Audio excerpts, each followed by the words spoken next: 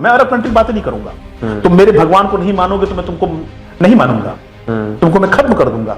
ये मेरे भगवान का आदेश है। यह हिंदू नहीं है। जिसे कोई नहीं अपनाता है उसे हिंदू अपनाता है। ये बात सच है। पाकिस्तान से भी एक से एक बड़े बड़े लोग आवाज उठाते हैं, हम सब का डीएनए एक है। हमें पहली बात तो ऐसे नेताओं को समाज से दूर कर देना चाहिए जो जिनकी कोई विचारधारा नहीं है या जिनकी विचारधारा भारत के साथ मेल नहीं खाती है, भारत के हिंदुत्व के साथ मेल नहीं खाती है, भारत भूमि के साथ मेल नहीं खाती। एक भी नेता मुझे आप खड़ा कर दीजिए जो ये कहे कि नहीं मुझे सिर्फ अपनी जाति वोट चाहिए, मुझे किसी और जाति वोट नहीं चाहिए।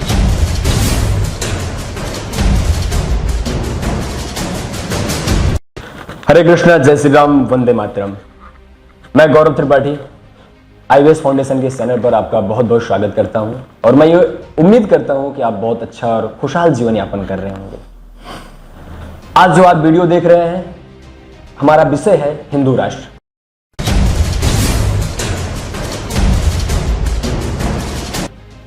इस शब्द से पिछले काफी समय से आप परिचित होंगे, सोशल मीडिया के माध्यम से, इलेक्ट्रॉनिक मीडिया के माध्यम से, प्रिंट मीडिया के माध्यम से, और आप भी न जाने कितनी बार इस मैसेज को शेयर किए होंगे हिंदू राष्ट्र के नाम से। तो आज इस विषय पर चर्चा करने के लिए हमारे साथ मौजूद हैं श्रीमान शतरुद्र प्रताप जी। भाई साहब का बहुत बहुत स्वागत है हमारे इस वीडियो में, हमारे इस चैनल पर। भाई साहब का मैं संक्षिप्त में परिचय देना चाहूंगा। वैसे आप किसी परिचय को मोहताज नहीं हैं, लेकिन फिर भी एक औपचारिक रूप से मैं आपको परिचय कराना चाहूंगा। आप पूर्व प्रचारक रह चुके हैं राष्ट्रीय स्वयं संघ के, एक्स मेंबर रह चुके हैं खेल मंत्रालय भारत सरकार के। प्रेजेंट टाइम में आपका एक संगठन है यूथ इन एक्शन के नाम से जो कार्य कर रहा है युवाओं के लिए, उसके राष्ट्रीय अध्यक्ष हैं। और साथ ही साथ लगभग पिछले 25 सालों से पूरे देश में युवाओं को कैसे जागृत किया जाए, उनको कैसे उनके कैरियर में कैसे मजबूती लाई जाए, उनको कैसे एक नए आयाम तक पहुंचाया जाए, इसलिए पिछले 25 सालों से आप युवाओं के लिए ही नहीं अपितु समस्त समाज के लिए, राष्ट्र निर्माण के लिए आपने अपना जीवन समर्पित कर दिया है। 2019 में एक युवा कुंभ हुआ था, आप सभी जानते हैं, उसके आप संयोजक भी रह चुके हैं। तो और भी न जाने कितने ऐसे हैं भैया के पास जो है सम्मान, जिनको सम्मानित किया गया है। तो मैं ऐसे लिस्ट पढ़ने लगूंगा तो मुझे लग रहा है दर्जन भर से अधिक सम्मानों से सम्मानित किए जा चुके हैं आप। तो मैं प्रश्न का सिलसिला आगे बढ़ाऊं, इससे पूर्व एक बार बहुत बहुत स्वागत आपका पुनः करना चाहूंगा। धन्यवाद करो जी। तो पहला प्रश्न हमारा आपसे ये है कि हिंदू राष्ट्र, जैसे कि आज का हमारा जो विषय है, हिंदू राष्ट्र से हमारे दर्शक क्या समझें, हिंदू राष्ट्र क्या है, आखिर हिंदू राष्ट्र की क्या अवधारणा है? सर्वप्रथम तो मैं ये कहूंगा, भारत हिंदू राष्ट्र है, उसे मुझे किस बनाना ही नहीं है। हिंदू यानी क्या?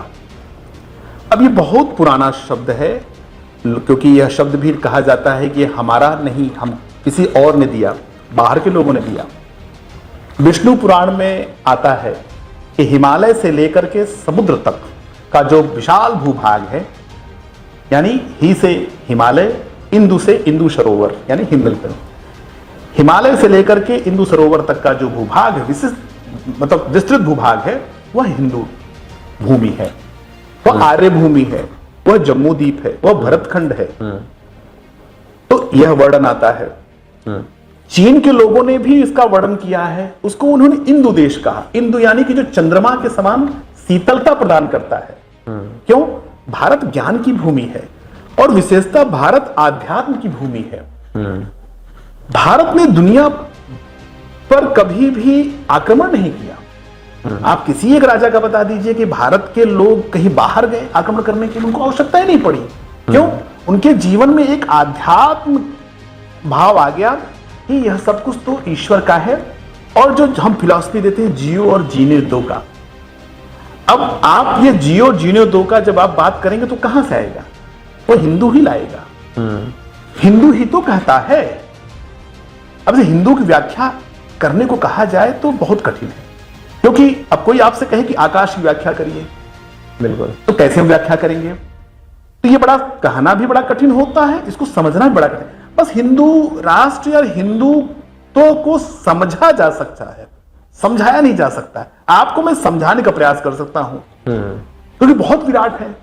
अब इसका नाम भी किसने दिया, इस पर भी बहुत मत है। लेकिन मैं इसके दर्शन पे जाता हूं। वास्तव में हिंदू राष्ट्र यानी हिंदू है क्या? तो हिंदू राष्ट्र में यानी कि जो सभी मतों को स्वीकार करता है। आपका भी मत है, मेरा भी मत है, किसी दूसरे तीसरे का भी मत है। और भारत की भूमि में कितने मत आए? शैव आए, शाक्त आए, वैष्णव आए, कपाली आए, अघोरी आए, जैन आए, बौद्ध आए, सिख आए, सबके और सबका सम्मान है। यहां तक कि शक, यवन, कुषाण, हूण, अहोम तक आए तो वो आए और जीते इस देश पर। ऐसा नहीं था वो हारे, वो जीते। लेकिन जीतने के बाद यहां के भारत का इतना विशाल तत्व था समाहित करने का, सबको समाहित कर लिया। वो कुषाण आया तो वो कनिष्क हो गया, वो अहोम को लाए वो तो शैव भक्त हो गए, वो ईसा के पहली शताब्दी के पहले भी वो हेलियोडोरस आ रहा है तो वो परम वैष्णव हो जा रहा है। विदिशा में उसके आज भी उसका शिलालेख खड़ा है। तो हिंदू यानी कहता है कि सभी मतों को जो स्वीकार करे। हिंदू मत कहता है कि हमने तो कण कण में ईश्वर के दर्शन कर लिए। निराकार साकार में बड़ा द्वंद्व है। बिल्कुल। तो दूसरे मत के लोग कह सकते हैं कि यहां तो मूर्ति पूजा है, यहां तो बहुदेववाद है। हम ऐसा कहते हैं लोग। मैं किसी को नहीं कहता हूं कि आप एकदम पट्टी बांध करके गांधारी की तरह आप एकदम भक्त बन जाइए। आप पूरा विश्लेषण करिए, आप स्वयं को कसौटी पर कसिए। मैं ऐसा भी नहीं कहता हूं सब हमारे यहां बहुत अच्छा है। भाई कोई भी रीत चली आ रही है, परंपरा चली आ रही है, उसमें दोष आएगा। तो जब दोष आया तो उसको लोगों ने उसको ठीक किया। आदिगुरु आदि आचार्य, हमारे आदिगुरु भगवान शंकराचार्य, आचार्य शंकर, उन्होंने क्या किया? उन्होंने बुद्ध को नहीं डिनाई किया, उनको प्रच्छन्न बौद्ध कहा जाता है। और इसका मैं समझता हूं सभी लोगों को समझना चाहिए। यहां कोई किसी को डिनाई नहीं कर रहा। वो एक जो मुझे ऐसा लगता है जो रीत नीति चली है, जिसमें कुप्रथा आ जाती है, जिसमें जड़ता आ जाती, उस जड़ता को भारत की भूमि में समय समय पर संतों ने ठीक करने का काम किया है। और वह संत कभी आचार्य शंकर हुए, कभी भगवान बुद्ध हुए, कभी महावीर जैन हुए, कभी गुरु नानक देव हुए। बिल्कुल ठीक है। ऐसे हम जाएंगे तो भारत के अंदर सैकड़ों मत पंथ संप्रदाय मतलब यहां स्थापित हुए, आपस में क्लैश भी हुआ, लेकिन कभी यह नहीं कहा कि तू सत्य है या मैं सत्य हूं और यह भारत को लेकर के, ऐसा कभी भाव नहीं था।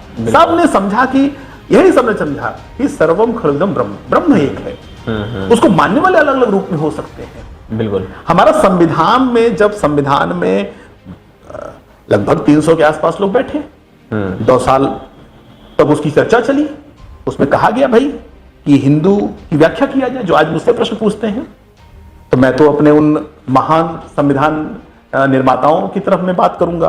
उन्होंने लिखा है संविधान में, जो मुसलमान नहीं है, जो ईसाई नहीं है, जो यहूदी नहीं है, जो ज्यूज नहीं है, जो पारसी नहीं है, वो हिंदू है।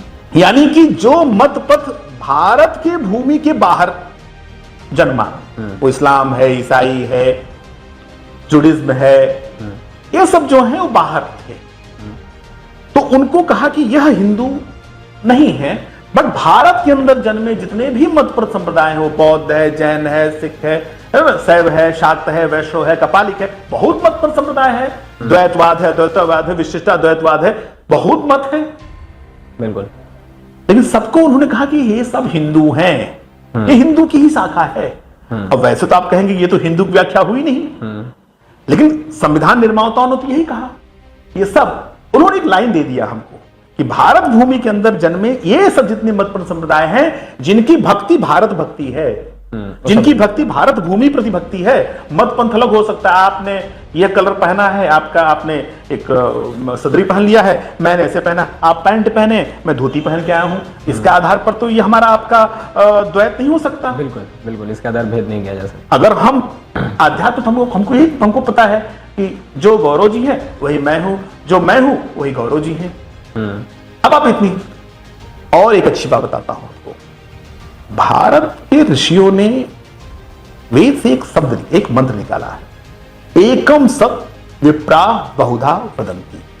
सत्य एक है, विद्वान लोग उसको अलग अलग रूपों में व्याख्यायित करते हैं। मैं समझता हूं दुनिया में इसको एक बोध वाक्य बना करके रखना चाहिए, क्योंकि आज मैं फ्रांस को, जर्मनी को, अमेरिका को देख रहा हूं। मैं अरब कंट्री की बातें नहीं करूंगा, अभी उसमें बात कर सकते हैं। जहां भी सिविलाइजेशन को लेकर क्लैश है, विचार को लेकर क्लैश है, लोग अपने समान दिखने वाले लोग की कैसे हत्या कर सकते हैं, मैं इस पर बहुत विचार करता हूं। भारत का कोई जन्मा व्यक्ति जिसके अंदर आध्यात्म होगा, वो चींटी को भी छूने से डरता है, उसे लगता है कि इसमें ब्रह्म है। बिल्कुल। हम कैसे किसी को काट सकते हैं, मार सकते हैं? हमारे अंदर की संवेदना, करुणा कहां चली जाती है? और मेरे जैसे ही दिखने वाला वह इंसान है, मैं जिस मां के गर्भ से जन्मा, वो मेरी मां है, मैं उसको मां देख रहा हूं, उसी के समान दूसरी देखने वाली स्त्री तुम्हें मां क्यों नहीं दिखती? तुम अपने घर में अपने बहन को तुम बहन मानते हो, उसी के समान दिखने वाली कोई दूसरी लड़की तुम्हें अपनी बहन क्यों नहीं दिखती है? पत्नी तो एक ही होगी, बिल्कुल। बाकी क्या? ये दृष्टि कैसे आएगी आपकी? बात दृष्टि की है, और यह बहुत विराट दृष्टि हिंदू देता है। और मेरे समझ से एकम सत्य विप्राह बहुधा वदंती, यानी कि सत्य एक है, उसे विद्वान लोग अपने अलग अलग रूप में उसको व्याख्यायित करते हैं।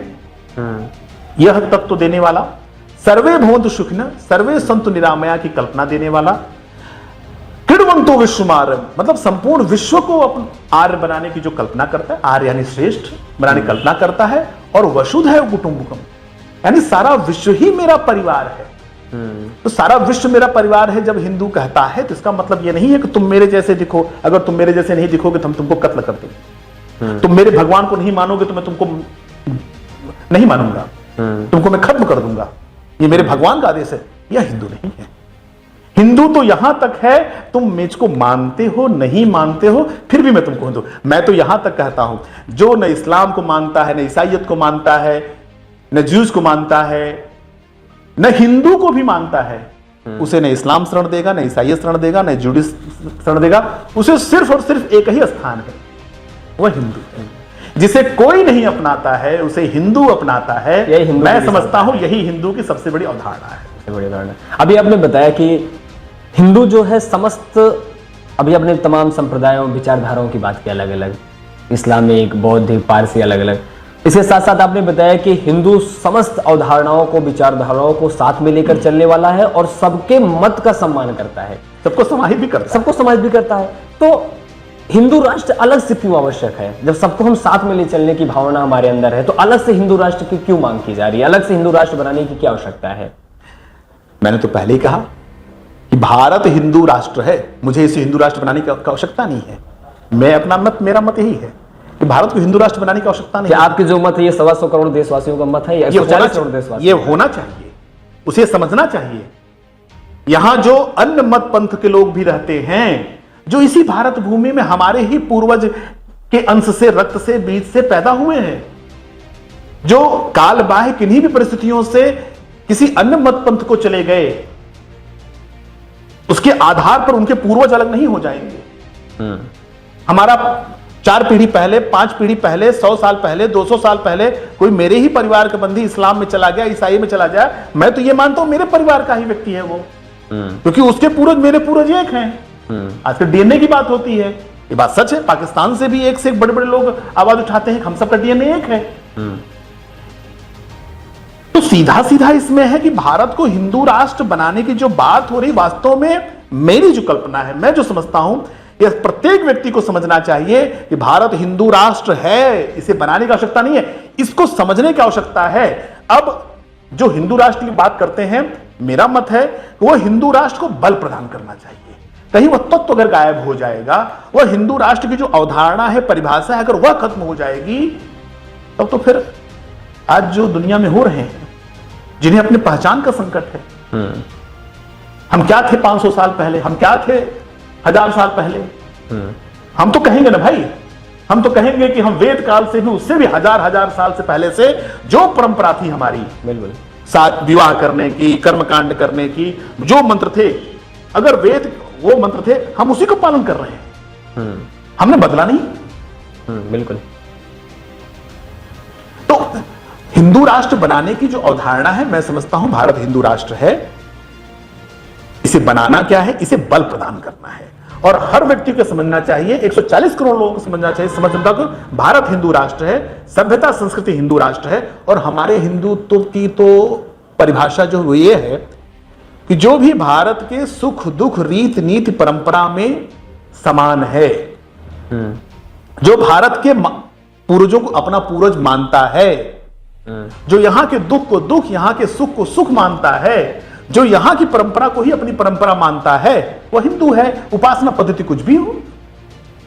तो आपको लगता है कि हमारे या आपके समझाने से हमारा जो 140 करोड़ का जनमानस है कि उसके अंदर ये विचारधारा आ जाएगी, या इसको संवैधानिक तौर से लागू करने की आवश्यकता है? संविधान भी मुझे लगता है कि शक्ति को देखता है।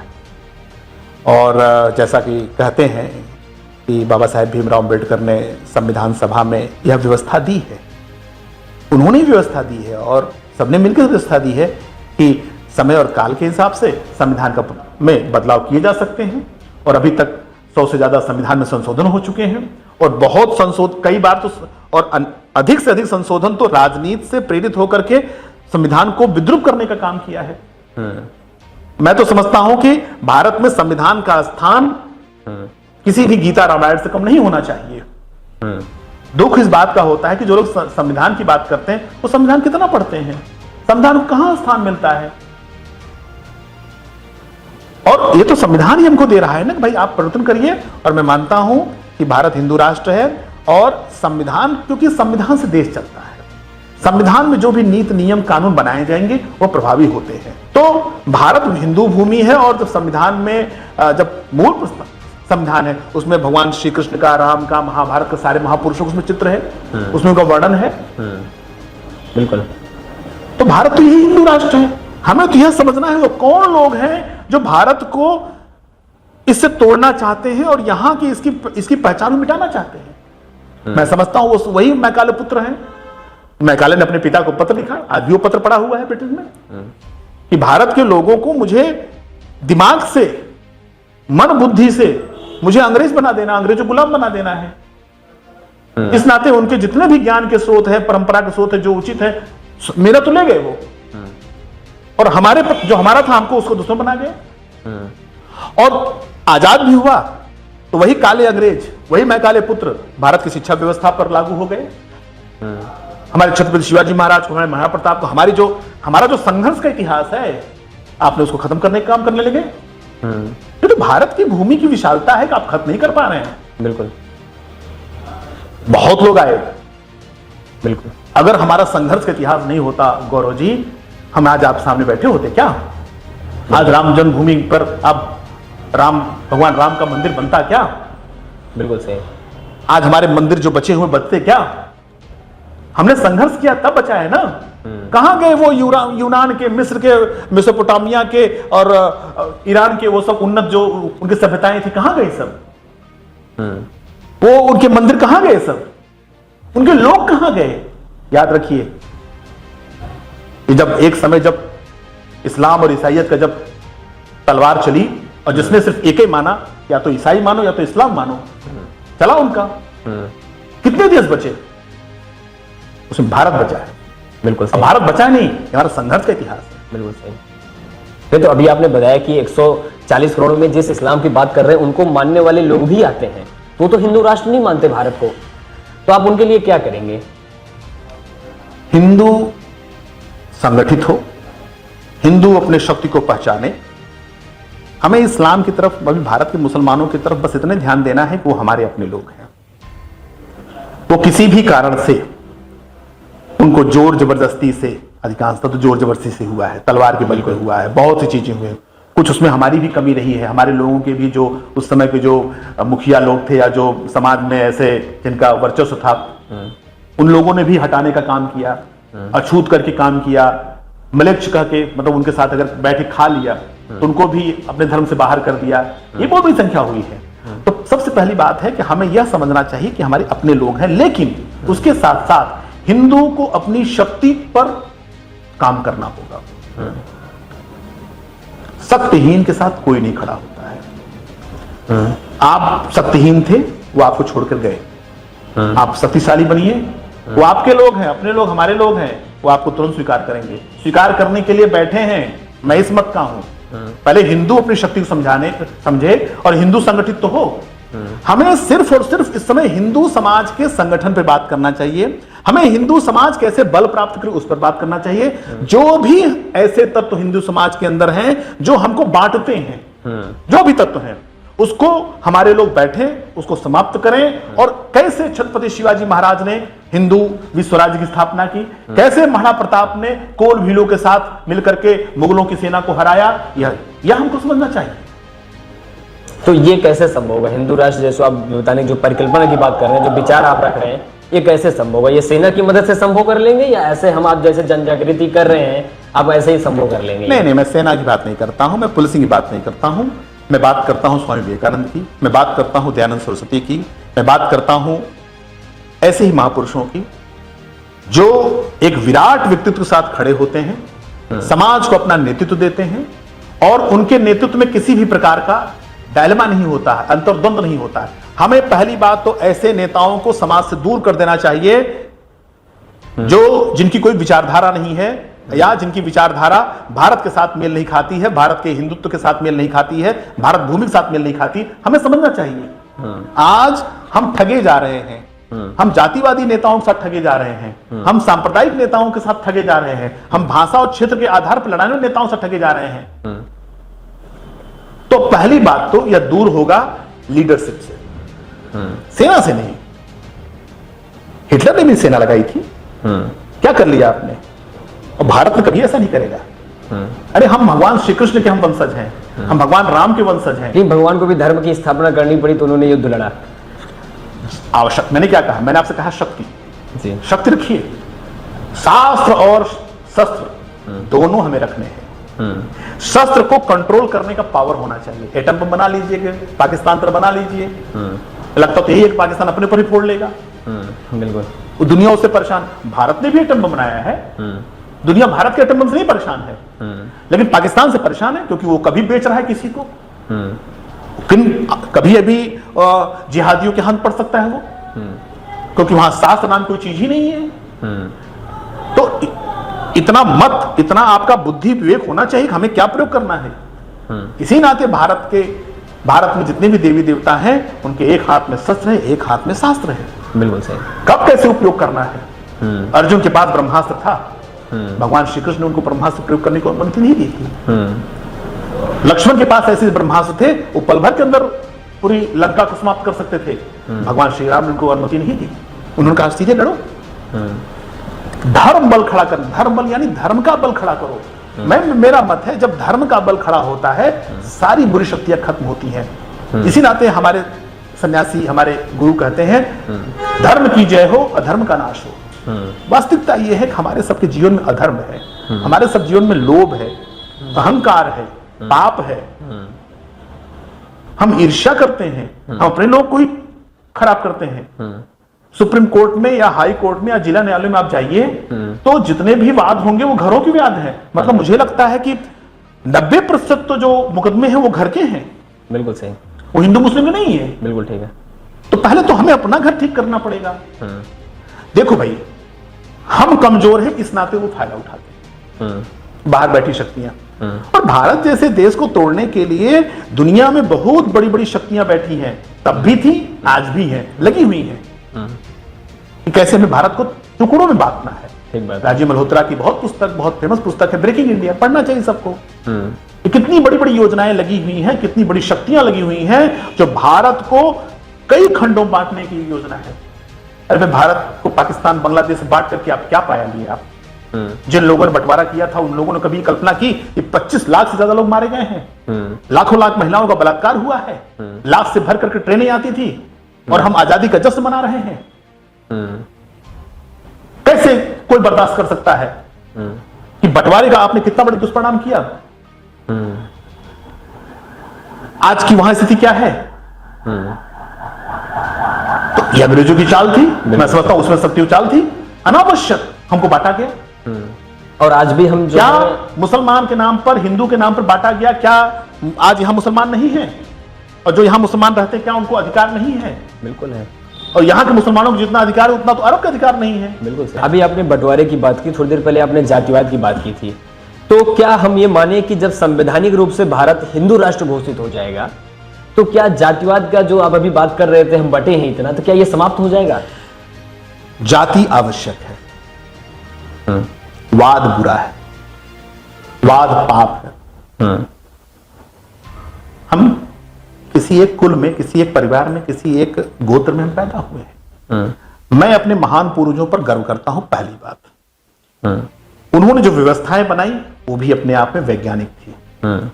ये बात अलग है कि परिस्थितियों के अनुसार से चलते हुए उसमें दोष आया, उसमें जड़ता आई। मैं वही बात कहता हूं, उसको दूर करने काम हो।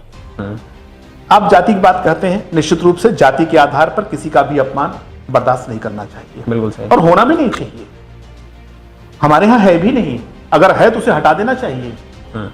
कैसे हटेगा? क्या नीति है? कैसे क्यों नहीं हटाया जा भाई, सकता है? संविधान से देश चलता है। मैं बार बार कहता हूं देश संविधान से चलता है। आज तो तक संविधान तो पिछले 75 सालों से कार्यरत है, अब फिर भी जातिवाद हम देख रहे हैं, इतने आए दिन आप जो देख रहे हैं।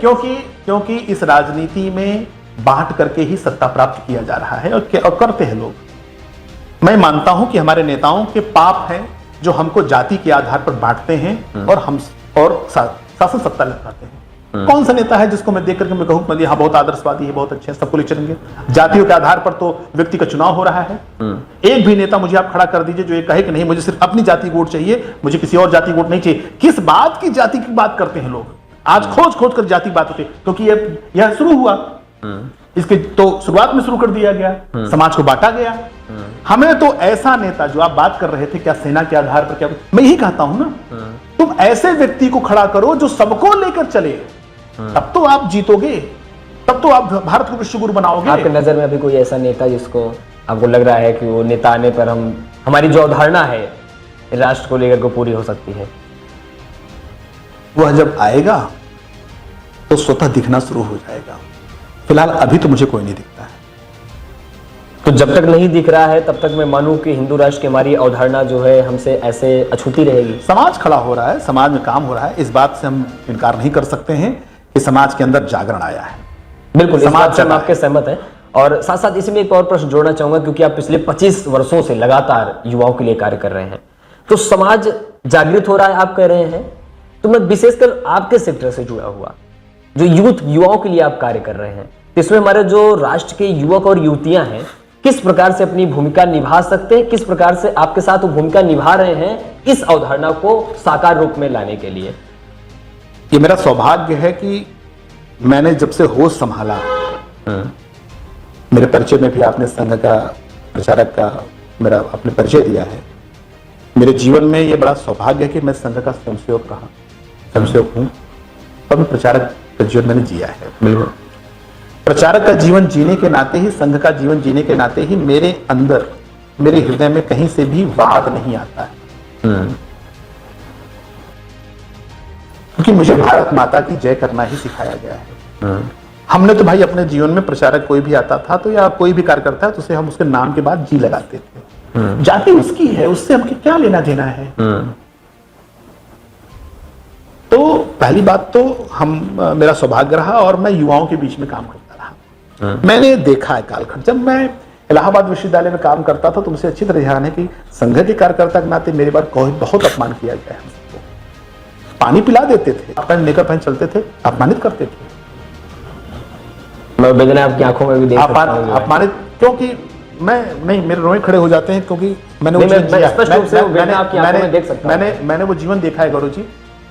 हम जाते थे, हमें याद है गुरदक्षिणा का समय था तो मैं अपने ऐसे हम लोग संपर्क कर रहे थे, एक में गया तो रहते थे लोग, इतना उनको पता था कि ये लड़का है, ये साइकिल से लेकर के शाखा लगाता है।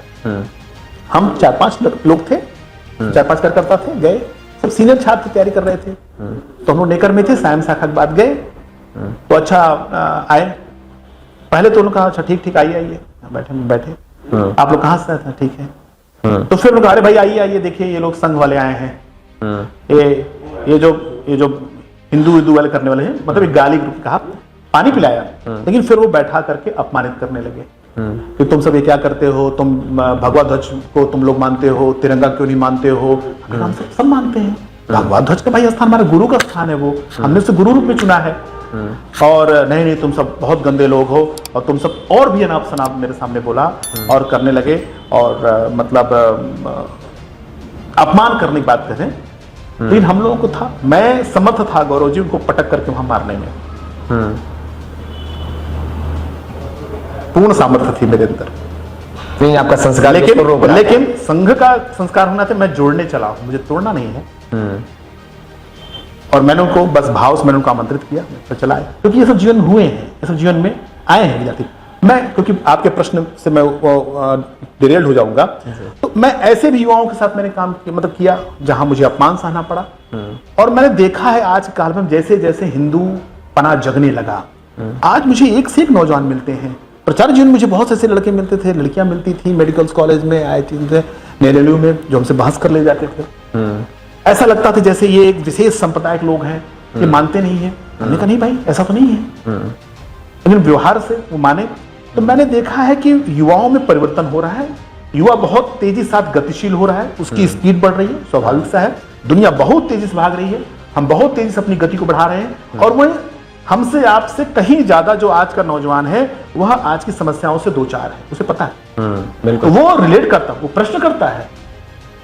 अब हमारे सामने विषय संकट है या हमारे सामने विषय है, ज्यादा से ज्यादा लोगों को जिनके पास तैयारी है, जिनका इतनी बड़ी पर्सनालिटी, जिनका ऑरा है, वह युवाओं का मार्गदर्शन करे।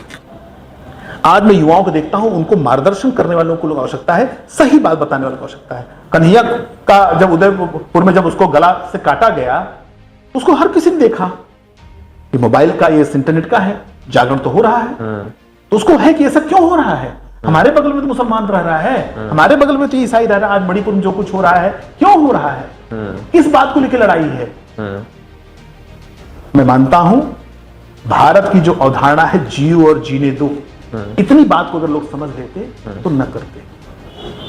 और मुझे लगता है आपने जो बोला जियो और जीनो दो, ये अवधारणा भी हिंदू राष्ट्र से कहीं ना कहीं मिलती जुलती उसी की है। लेकिन इसमें एक प्रश्न उठता है कि एक विशेष वर्ग को बड़ा डर लग रहा है हिंदू राष्ट्र से, कि भारत हिंदू राष्ट्र बन गया तो हमारा क्या होगा, क्या कहना चाहेंगे आप? नहीं, तो उनको डर लग रहा है जिनका अपना एजेंडा है कि हमको कैसे इसको समाप्त करना है। ध्यान रखिए, इस्लाम आया, इस्लाम सत यमन कुषाण हूड़ की तरह नहीं आया, वो अपने साथ एक मत को लेके आया और उसने कहा कि हम इस मत को समाप्त करेंगे। हमारे उसने मंदिर नष्ट किए, लाखों मंदिर तोड़े गए हैं, महिलाओं से बलात्कार और धर्मांतरण किया गया, नहीं इसी मत पे तुम्हें मानना है। तो अब उनका एजेंडा पूरा नहीं हो रहा है। उनको लगता है अगर ये हिंदू राष्ट्र अगर बनेगा, मैं कहता हूं बनाना क्या है ही ये हिंदू राष्ट्र है। उनको हिंदू राष्ट्र इसलिए आपत्ति है क्योंकि उनका एजेंडा नहीं लागू होगा, उनका इस्लामीकरण नहीं हो पाएगा, उनका ईसाईकरण नहीं हो पाएगा। भारत का हिंदू तो कहीं नहीं जाता है बनाने के लिए, कैसे जाए, हम तो नहीं जाएंगे। हमें तो अपना विश्व को अपने परिवार माना है, बट उनके दिमाग में क्या है, जो हमारे मत को नहीं मानेगा वो फिर नहीं है, उसे जन्नत में 72 हूर नहीं मिलने वाली है उसको। वो ईसाइयों को लगता है कि अगर किसी ने हमारा क्रिश्चियनिटी नहीं स्वीकार की तो वो फिर स्वर्ग जाने का अधिकार नहीं उसको। क्योंकि अभी यूसीसी बिल के लिए वोटिंग चल रही थी, तो बड़ा विरोध एक कुछ विशेष वर्ग के लोग कर रहे थे। तो आपको कितना लगता है कि यूसीसी का जो बिल आ रहा है हिंदू राष्ट्र को संवैधानिक रूप से बनाने में कितना योगदान देगा, कितना सही है, क्या कहना चाहिए? स्वाभाविक है, हर व्यक्ति को समझना चाहिए कि जब मैं मनुष्य हूं तो जो मेरे अधिकार है वही उस सामने वाले का अधिकार होना चाहिए। एक तरफ तो आप बात करते हैं कि जो मजदूर है उसका अधिकार आप बराबर होना चाहिए, जो बहुत बड़े महलों में रह रहा है उसका भी अधिकार बराबर होना चाहिए। जब आप बराबरी की बात करते हैं तो फिर ये असमानता काहे लाते हैं आप? आपको समान कानून स्वीकार करने में क्यों आपत्ति होती है? एक तरफ तो आप समानता की बात करते हैं, दूसरी तरफ आप उसमें डिस्क्रिमिनेशन, नहीं हम विशेष हैं, हम अलग हैं, हमारी, अरे भाई तुम अपनी मत पंथ में जो मानना मानो, दूसरों पे क्यों थोप रहे हो? और दूसरी बात, देश कानून से चलेगा, समानता से चलेगा। रोड पर गाड़ियां चल रही हैं, अब हम कैसे कह दें कि नहीं इनको अलग से दिया जाए, इनको अलग से दिया, भाई उतना ही है फिर ना। यहां तक कि मोदी जी जब आए प्रधानमंत्री, इसी नाते देश उनके साथ खड़ा होता, उन्होंने वीआईपी कल्चर खत्म करने का प्रयास किया। भाई ये जो वीआईपी कल्चर है इससे आम जी उनको प्रॉब्लम होती है। तो मैं तो समझता हूं ये यूसीसी जैसा कुछ वीआईपी कल्चर जैसा है, चाहते हैं आई एम सुप्रीम, मैं वीआईपी हूं, तुम 2 दर्जे के हो, क्या है भाई, समानता की बात करते हो ना, समान रहो, जी और जीने दो, जीने का अधिकार तुमको, जीने का अधिकार हमारा भी है, और तुम्हारे उस विशेष अधिकार से दूसरे का अधिकार का हनन होता है। मुझे लगता है कि यह वही देश तोड़ने वाली शक्तियां हैं जो भारत के अंदर भारत को मजबूत करने की जो ताकत है उसको खत्म करना चाहती है। भारत ऐसे ही आपस में उलझा रहे, भारत ऐसे ही संप्रदाय में, क्षेत्र में, भाषा में, जाति में उलझा रहे, और भारत को हम तोड़ते रहे, कमजोर करते रहे। आपने देखा होगा विगत 2014 के बाद से भारत खड़ा हो रहा है। ब्रिटेन के बहुत प्रतिष्ठित पत्रिका है, अखबार पत्र है गार्जियन, उसने लिखा, जब मोदी जी ने पहली बार जब शपथ लिया तो उसने लिखा, भारत वास्तविक आजादी को अब प्राप्त किया है, जो कि वो विरोधी है भारत का। उसने लिखा अब तक जो आजादी थी वो एक प्रकार से अभी तक वह स्वतंत्रता नहीं। हम स्वतंत्र तो हो गए थे, लेकिन हम मानसिक रूप स्वतंत्र नहीं हुए थे। कहीं ना कहीं मानसिक रूप से हम स्वतंत्रता की ओर बढ़ रहे हैं। आप पहले स्वतंत्र होना सीखिए। तो अभी भी हमारे अंदर आप देखिए ना, अंग्रेज चले गए, ये अंग्रेजों की देन है। आज भारत के अंदर जो भी समस्या है, मैं समझता हूं कि 99% सारी समस्याओं की जड़ में अंग्रेज रहे, और वही व्यवस्था बना के गए। हर व्यक्ति के अंदर भाग, मैं सुप्रीम हूं। कैसे तुम सुप्रीम हो भाई? हमारे यहां तो वेद उपनिषद में ऐसे ऐसे कथाएं हैं जो कुत्ते को भी मनुष्य के बराबर कहा। भाई अरे भाई वो भी अधिकार है, उसको भी अधिकार। इसकी बहुत सी कथाएं हैं, कभी मौका मिलेगा मैं बता सकता हूं आपको। बिल्कुल। जो कण कण में ईश्वर को देख रहा है, जिसकी मान्यता है, वह कैसे किसी को छोटा बड़ा करना चाहेगा? हाँ, एक व्यवस्था हो सकती है, क्योंकि आपने जाति पर प्रश्न किया। दुनिया ने क्लास 1, क्लास 2, क्लास 3, क्लास 4 में बांट रखा है। ये व्यवस्था है, व्यवस्था है भाई। कोई भी परिवार, कोई भी समाज एक व्यवस्था चलता है। तो क्लास 1, क्लास 2, क्लास 3, क्लास 4 बांध रखा है। ऐसे ही उस समय हमारे लोगों ने क्षत्रिय, ब्राह्मण, वैश्य, शूद्र में बांट रखा था, एक व्यवस्था दी थी। अबे शूद्र कहने से किसी को आप अछूत नहीं कर सकते। शूद्र यानी जो सेवा करने वाला है। अब उसके हिसाब से तो जो आज IAS अफसर है, सेवा कर्मी है, वो भी सेवा कर्मी है ना वो। बिल्कुल बिल्कुल। अब वो जो आर्मी में है, जो पुलिस में है, वो रक्षा कर रहा है, वो तो क्षत्रिय हो गया। जो भी शिक्षा आज दे रहा है, कोई भी जो शिक्षा दे रहा है वो ब्राह्मण है। जो भी आज मतलब व्यापार करके जो व्यवस्था दे रहा है वो वैश्य है। जो भी सेवा कर रहे हैं वो शूद्र है। अब इसमें मुझे लगता है ये व्यवस्था बनी थी, बाद में उसमें जड़ता आई, तो उसमें फिर अछूत। अब जो हुआ भाई 2000 साल पहले तो हमने नहीं देखा क्या हुआ। अब मैं तो ये भी समझता हूं कि भारत को बदनाम करने के लिए ऐसे ऐसे ग्रंथ लिखे गए, ऐसे चीजें लिखी गई जो भारत को सिर्फ बदनाम करने थी। कहीं कुछ गलत होता था तो उसको लोग विरोध भी करते थे, तो स्वीकार नहीं था। हमारे यहां गलत को स्वीकार है ही नहीं।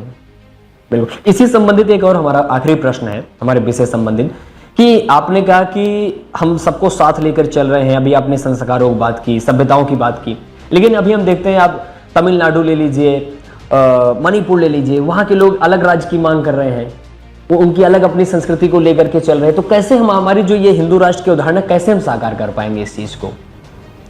पहले मैंने कहा ही आपको, हिंदू जो राष्ट्र या हिंदू धर्म जो अवधारणा है वो सबको साथ लेकर चलने की है, और वो भारत की पहचान को लेकर के है।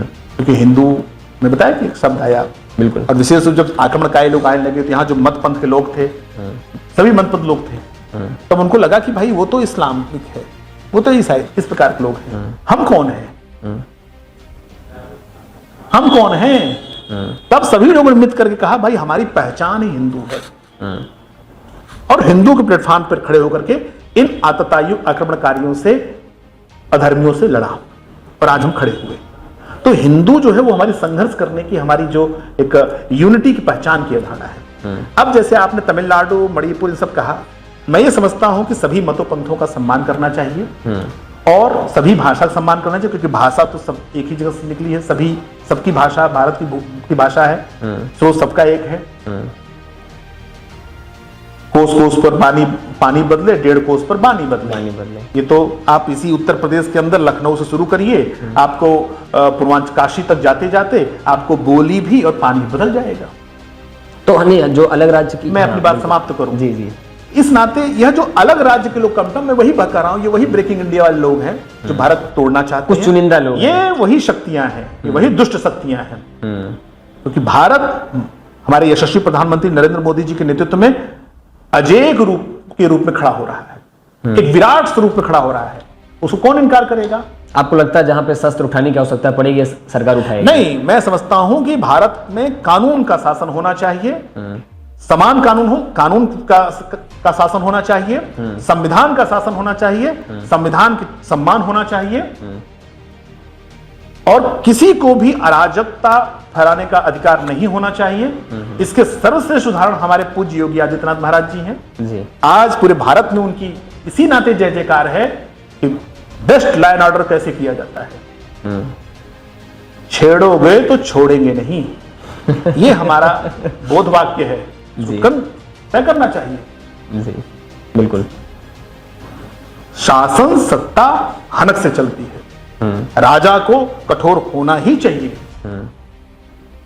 राजा कठोर होना चाहिए तभी शासन चलेगा, नहीं तो सज्जन शक्तियां सज्जन होती हैं वो पीछे हट जाती हैं, और दुष्ट लोग होते हैं वो हावी हो जाते हैं। शासन अच्छा रहेगा तो दुष्टों को पता होगा कि क्या होगा। उत्तर प्रदेश में शासन का इसका आप उदाहरण दे सकते हैं। आज जितने भी दुष्ट प्रकार के लोग हैं उनको पता है शासन किसका है, बाबा का है। बुलडोजर चलने में समय नहीं लगेगा।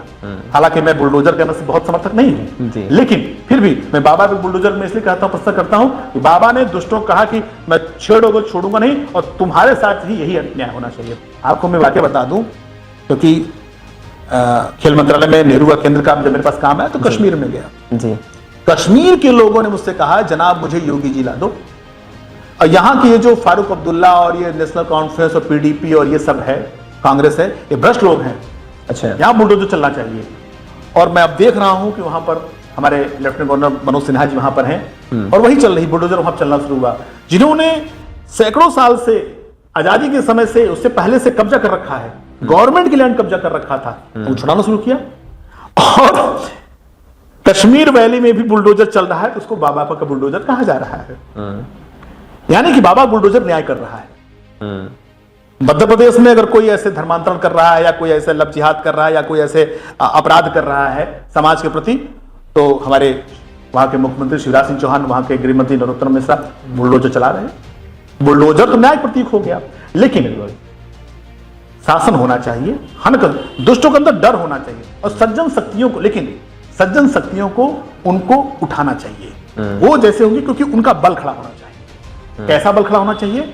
जैसे बड़े बड़े राजाओं की सभा में गुरुओं का होता था।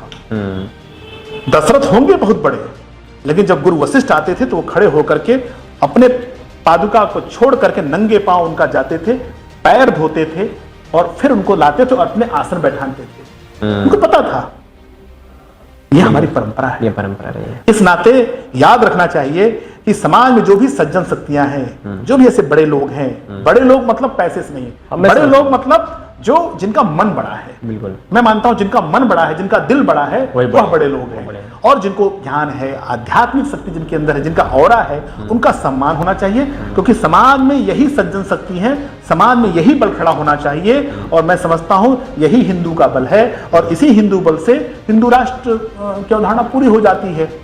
हमारे हिंदू राष्ट्र की अवधारणा में सर्वे भवन्तु सुखिनः है। हमारे हिंदू राष्ट्र की अवधारणा में सर्वे भवन्तु सुखिनः है, सर्वे सन्तु निरामयाः है। और हमारे हिंदू राष्ट्र की अवधारणा में ये भी है जी, परित्राणाय साधूनां विनाशाय च दुष्कृताम्। बिल्कुल सही। इसीलिए बड़ा हास्य व्यंग प्रचलित होता है आजकल सोशल मीडिया पे, जो है कि जैसे अलग अलग युगों में बताया गया है कि अलग अलग शस्त्र होते हैं। तो कलयुग में बताया गया योगी जी की, जब आपने बुलडोजर की बात की तो बताया जाता है कि योगी जी का जो शस्त्र है वो है बुलडोजर। एक बड़ा प्रचलन है ऐसे सोशल मीडिया पे। ठीक है, सोशल मीडिया तो बहुत चीजें हो जाती है, मैं उसको उससे प्रश्न नहीं मानता हूँ। प्रश्न तो होता है जो कोई समाज शास्त्री, कोई बहुत विद्वान उसको करते हैं। हमारा कोई जो हमारा विधान बनाने की शक्ति हमारी विधानसभा को है, संसद को है, अगर वो कोई शब्द को स्थापित करते हो, बिल्कुल। मैंने तो मैं पहले भी कहा कि मैं उससे बहुत सहमत नहीं करता, लेकिन शासन तो हनक से होना चाहिए और सबके लिए समान होना चाहिए। सबके लिए समान होना चाहिए। आज आप जाइए योगी आदित्यनाथ जी को लेकर के सबके लिए समान नीति है, बिल्कुल गलत नहीं करेंगे वो, बिल्कुल। एक तो ईमानदारी चाहिए, हमारा राजा ईमानदार होना चाहिए, हमारा राजा जानकार होना चाहिए, हमारा राजा न्याय करने वाला होना चाहिए, और न्याय हो रहा है, बिल्कुल। फिलहाल न्यायालय तो न्याय कर नहीं पा रहे हैं, वहां फाइल गायब हो जाती है जी, आपस में ही उनके झगड़े हैं, सैकड़ों साल से न्याय हुए नहीं है। तो न्याय तो आपको तो देना चाहिए, और न्याय वही है जो उसको समय पर मिल जाए। समय पे मिल जाए, और जो कि आज नहीं मिल रहा है बहुतायत संख्या में। तो ठीक है, तो राजा को होना चाहिए ऐसा। हम समझते हैं कि वो शस्त्र मतलब उनका कानून है, उनका एक शासन की जो नीति है वही शस्त्र का काम करे। हम जोड़ने चले हैं, तोड़ने नहीं। इस विचारधारा से मैं बहुत ज्यादा व्यक्तिगत बहुत प्रभावित हुआ। तो अब समय आ चुका है रैपिड फायर राउंड का। तो कुछ हमारे प्रश्न होंगे जिसको माननीय शत्रुघ्न प्रसाद जी उसका जवाब देंगे, और मैं उम्मीद करता हूं बहुत ईमानदारी और बेबाकी से आप जवाब देंगे। तो पहला प्रश्न हमारा ये है कि हिंदू राष्ट्र में राजतंत्र होगा या लोकतंत्र? लोकतंत्र। यूथ के लिए कोई स्पेशल मैसेज? राष्ट्रभक्ति। पीओके के लिए सरकार का कोई सिस्टम कार्य कर रहा है अभी, जो आपके पास कोई जानकारी है इसके लिए? पीओके हमारा है और उसे हम शीघ्र से शीघ्र उसे लेंगे। हमारे प्रधानमंत्री ने और हमारे रक्षा मंत्री ने, हमारे गृह मंत्री ने बोला है, और उनके शब्द ही मेरे शब्द हैं, क्योंकि हमारे प्रधानमंत्री हैं, हमारे गृह मंत्री हैं, हमारे रक्षा मंत्री हैं। पीओके शीघ्र से शीघ्र भारत के नक्शे में शामिल होगा। आपके लाइफ का सबसे बड़ा गोल जो भी आपको अचीव करना बाकी, जिसको आप अचीव करना चाहते हो? प्रधानमंत्री। इसको थोड़ा क्लियर करेंगे। राजनीति के क्षेत्र में हो तो प्रधानमंत्री ही मुझे बनना चाहिए। मैं जीवन का सबसे बड़ा गोल लक्ष्य तय करूंगा। एक आखिरी क्वेश्चन, आपके जीवन में अध्यात्म का क्या भूमिका है, क्या महत्व है? आध्यात्म की भूमिका वही है जो आपके हमारे शरीर में सांस की भूमिका है। समाज जीवन में जब हम जीते हैं तो आध्यात्म के बिना हम समाज का कार्य अगर करते हैं तो मुझे वो आपको दुख देगा। अगर जीवन में आध्यात्म है तो आपको हर बात को समझने का अवसर मिलेगा। आप समझ सकते हैं, मान अपमान से ऊपर हो सकते हैं, सुख दुख से ऊपर हो सकते हैं। भगवान श्री कृष्ण कहते हैं, मेरे लिए अध्यात्म में भगवान श्री कृष्ण का वाक्य है, सर्वधर्मान् प्रत्यज्य मामेकं शरणं व्रज अहम त्वं सर्वपापेभ्यो मोक्षयिष्यामि मा शुचः। सभी धर्मों का त्याग करके तू मेरी शरण में आ। तो सब कुछ उस ईश्वर का है। यह भाव, हम राजनीति में रहें, हम किसी नौकरी में रहें, हम कहीं रहें, यही भाव रखना है। सब कुछ हमारे परमेश्वर का है, हमारे आराध्य का है। मैं उसके लिए ही कर रहा हूं। तो हम अभ्यास कर सकते हैं सुख दुख मान अपमान से ऊपर उठ करके जीने की, तभी आनंद आएगा जीवन का। मेरे लिए आध्यात्म का भाव यही है। इतने स्पष्ट रूप से जवाब देने के लिए मैं आपका बहुत बहुत धन्यवाद ज्ञापित करना चाहूंगा, और एक बार पुनः इसलिए धन्यवाद ज्ञापन करना चाहूंगा कि इतने अच्छे और इतने बेबाक, इतने ईमानदारी तरीके से आपने सारे प्रश्नों का जवाब दिया है।